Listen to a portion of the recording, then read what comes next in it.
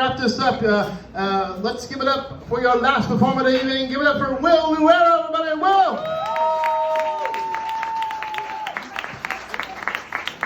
Thank you, everybody. Like Jim Hall, also short and sweet. So very happy to be back here at McCurdy's. Tomorrow's the beginning, what I consider the beginning of the holiday season. We're about to put up with 5 months of a bombardment of fat, right? Starting tomorrow, we're going to receive all this candy or give away all this candy. Then it's going to take about 3 weeks to either eat the leftover candy or eat the candy that, in my case, that you steal from your kids every day, right? And then that'll get you to Thanksgiving, where you have your multiple meals and then leftovers for days, or in my case, weeks, which will get you to Christmas, which is a double header, right? Get right into New Year's, and then you think you have January off, but then the NFL playoffs begin, and every freaking weekend is a party or a holiday. Super Bowl, of course, the most American holiday after the 4th of July.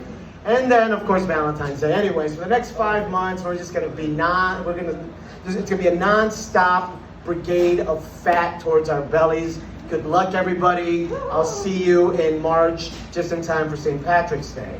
Now, one thing I've noticed for Halloween is that things have changed. When you're a kid, like from 0 to 3, you're basically just a prop for your parents, right? It's like, you're like, what can I possibly put on you that works with a diaper?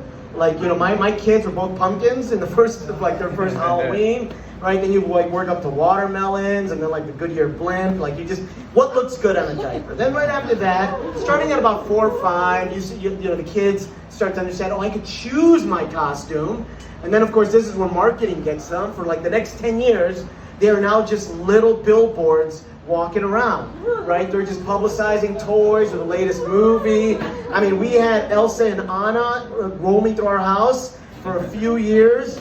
Then we had Moanas in our house, right? And now, you know, so for 10 years, they just become propaganda machine. And then teenagers, we become too cool for costumes. We all remember this. It's like, oh, screw this. I'm just gonna put eye makeup under my eyes and I'm done. But then somewhere around 18, you realize, oh, wait a minute. I've got an excuse to put on as little clothes as possible around other people who are also wearing as little clothes as possible. All right, now, you guys, anyone here in their 20s, I think you have it lucky because you get to cross those blurred lines that anyone else cannot, right? It's like, you know, if I was still in my 20s, I'd be like, I'm going to dress up as a bandito for Halloween. And be like, oh, Will, you're just reinforcing negative stereotypes about Latinos. That's not good. No, wait.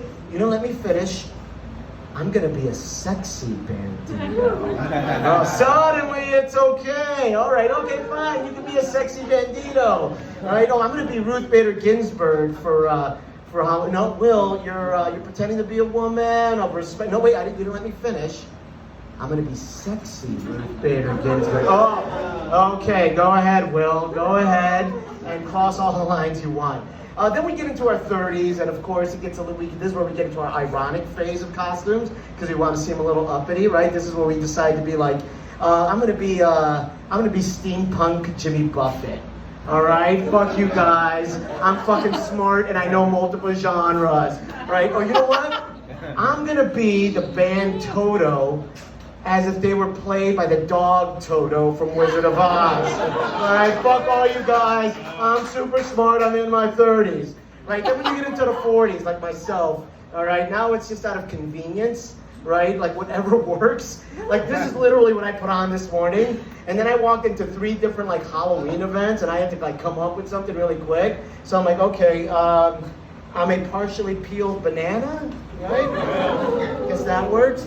I'm a Mexican Mr. Rogers. Yeah, maybe, I don't know. This is my favorite one today. All right, let's see if you guys can get this one ready. Here we go. I'm a flashing yellow. That's me, that's flashing yellow. Anyways, as you get into your 50s, of course, this is where you go back into irony, but in like really bad pun jokes, right? Hey, I'm red tide. Hey, I'm a Ukrainian double agent. Fuck you, you kids. You guys don't know what I'm saying. Then when you get back into the 60s, when you get into your 60s, and I learned from being here in Sarasota, once you get into your 60s, you get to be sexy again, right? Because fuck it, I'm gonna die in a few years.